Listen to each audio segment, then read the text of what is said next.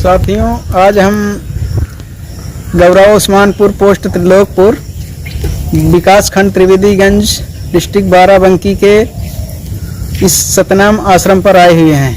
यहाँ पर जो है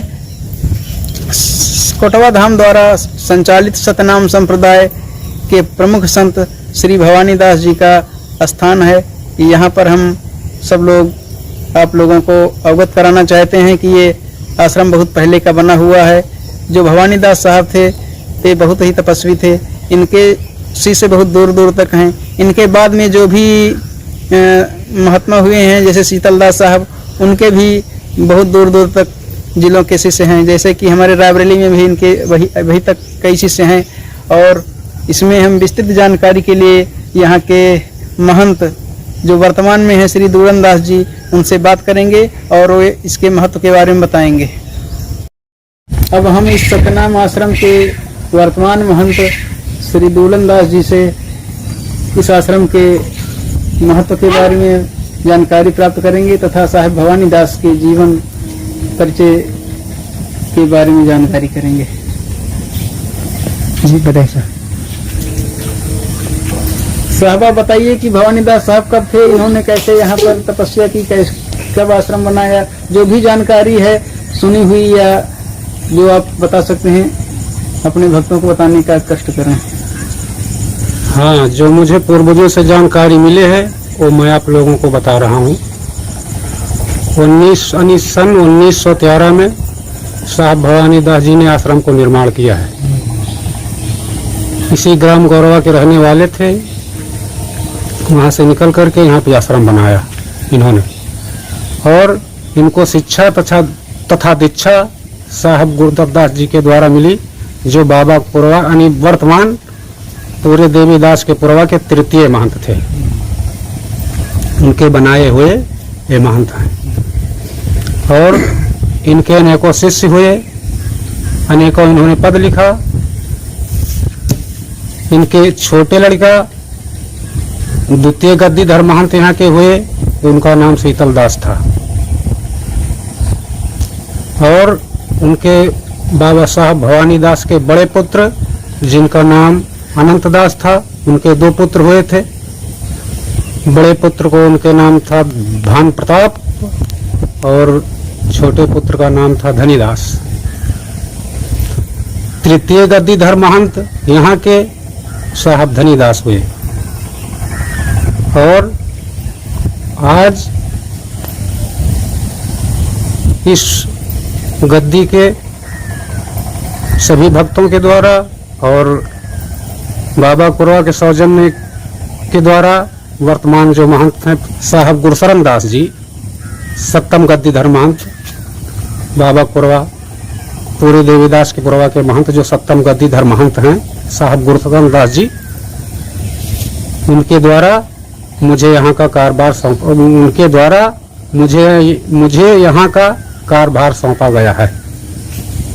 इतनी जानकारी मुझको यहाँ तक है। धन्यवाद।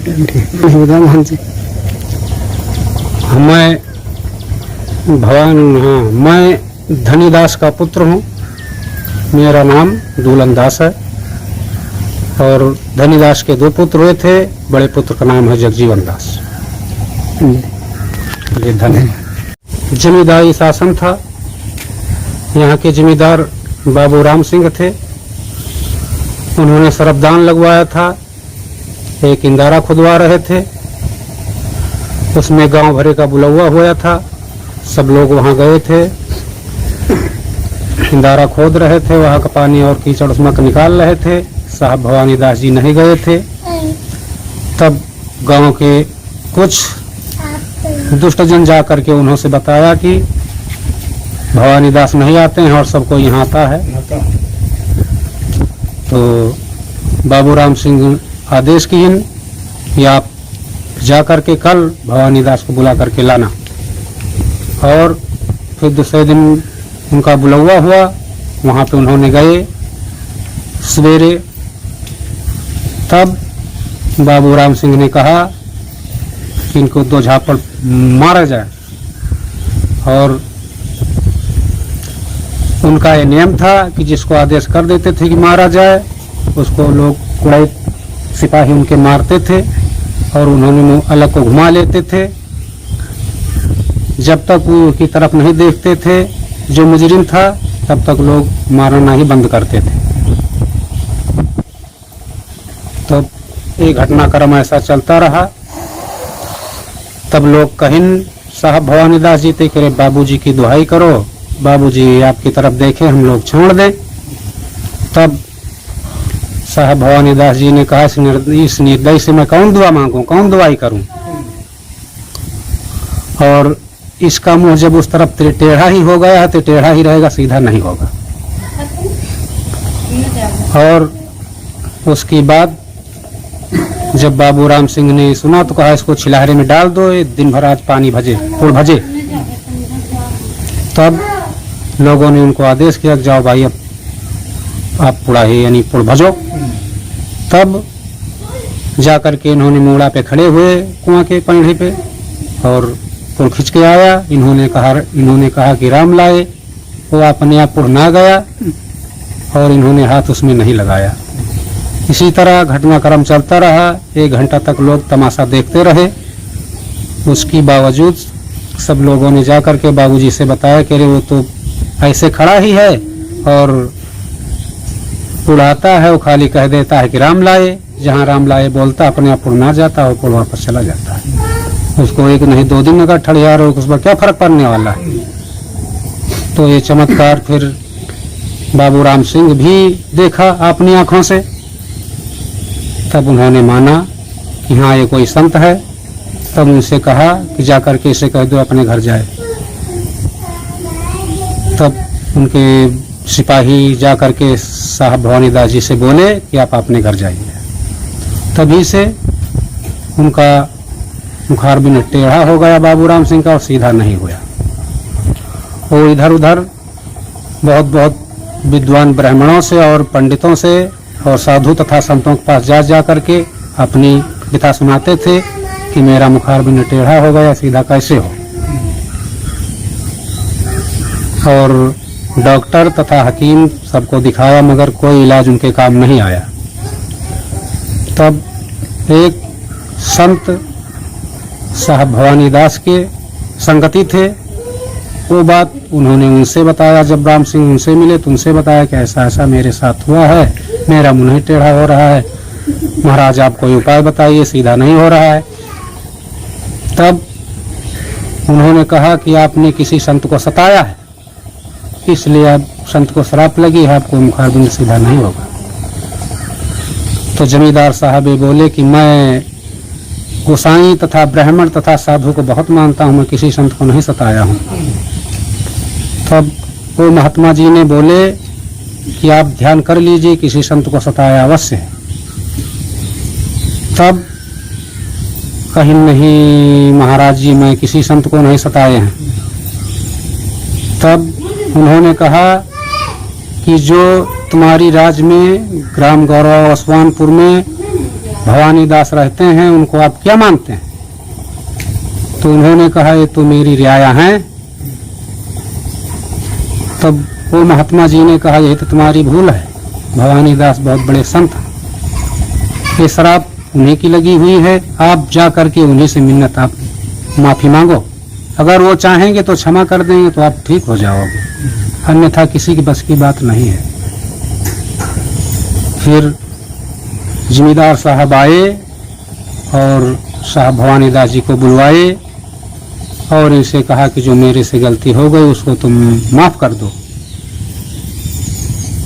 तो इन्होंने कहा कि अब बंदूक की निकली गोली और जुबान की निकली हुई बोली वापस नहीं हो सकती है, आप चाहे मुझे सजाएं मौत भी देते हैं, आपकी राज्य में हूँ, आपका अधिकार है, मगर अब मेरे बस की बात नहीं रही कि मैं आपको ठीक कर दूं। तब उन्होंने कहा कि ठीक है, आप घर गृहस्थ आश्रम में रहते हैं और हम धोखा खा गए तो खा गए, आप जाकर के गांव के बाहर किसी जगह पे मेरी राज्य में आपको 100-200 बीघा 500 बीघा जितनी जमीन की आवश्यकता हो उतने में आप आश्रम बना लें और फाउंडेशन करवा लें। तब इतनी बात मेरी आप मान ले, क्योंकि मैं धोखा खा चुका हूँ। कोई अगला दूसरा व्यक्ति अब धोखा मत खाए। तब उन्होंने गौरव ग्राम के पूर्व दिशा में अपना आश्रम बनाया और घर बार अपना त्याग दिया। उसी दिन से यहाँ पे वो विराजमान हुए। धन्यवाद।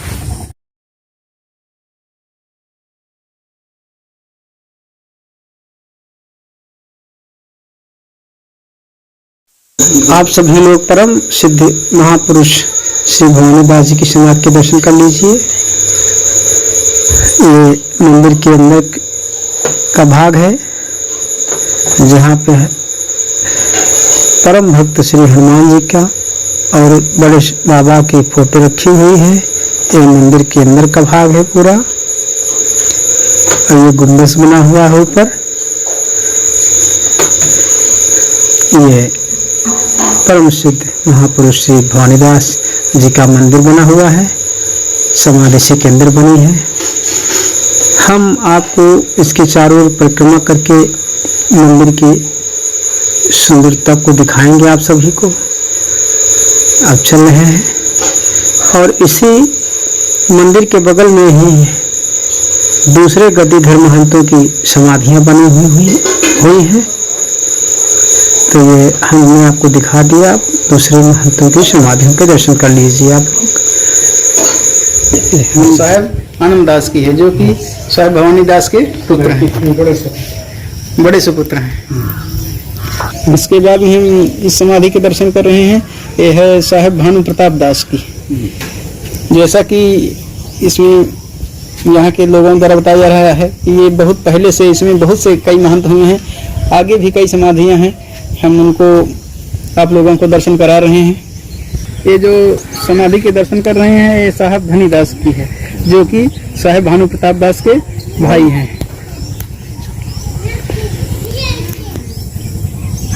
हम जो इस समाधि के दर्शन कर रहे हैं ये साहब शीतल दास की है, जो कि साहब भवानी दास के बाद में दूसरे महंत हुए हैं। उनके बाद में दूसरे नंबर के महंत हैं। लड़के हैं भवानी दास साहब के, भवानी दास के ही पुत्र हैं।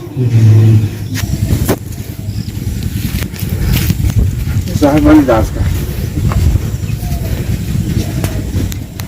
ये समाधि के दर्शन कर रहे हैं हम। ये साहब रामबली दास साहब की है जी, जो कि काफी पहले से हुए हैं। और इनको जो कि हम लोग घोड़िया बाबा भी कहते थे। ये घोड़ी पर सवार होके जाते थे। ये पैरों से एक पैर से विकलांग थे, तो साइकिल वगैरह नहीं चला पाते थे, तो एक घोड़ी पर बैठ के जाते थे। तो जो हमारा गांव है मानगढ़ खजूरों में, वहां पर जाते थे तो हम लोग इनको घोड़िया बाबा कहते थे।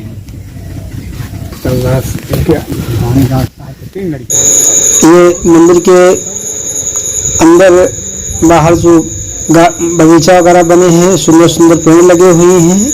इसी प्रांगण में कुआं बना हुआ है। ये बंगला रखा हुआ है, इसी में महंत जो रहते हैं, वर्तमान महंत जो है। ये कुआं बना हुआ है और ये मंदिर सामने बना हुआ है जो दिखाई पड़ रहा है।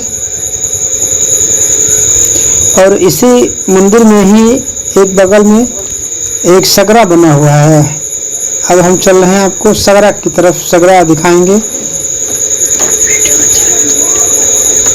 जो ये गेट दिखाई दे रहा है, इसी के अंदर सगरा बना हुआ है।